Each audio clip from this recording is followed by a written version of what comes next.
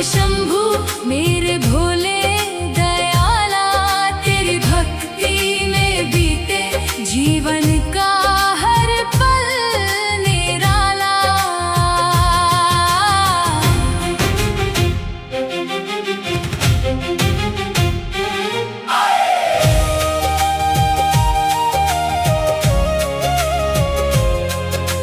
मंदाकिनी की पावन धारा गूंजे हर पल तेरा जयकारा, डमरू की मधुर तान सुना कर भर दे मन में उजियारा।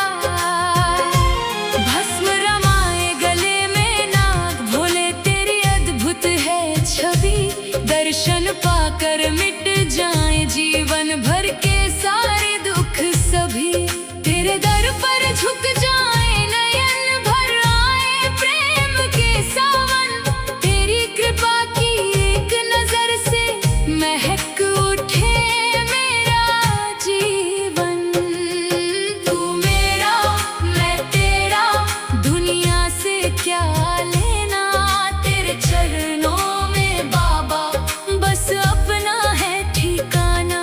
केदारनाथ शंभू मेरे भोले दयाला, तेरी भक्ति में बीते जीवन का हर पल निराला।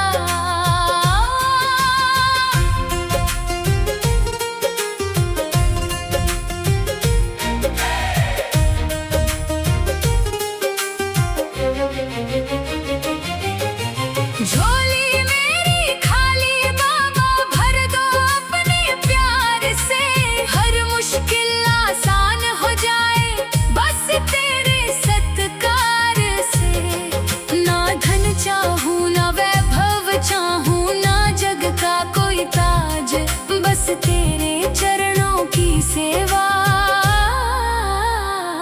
यही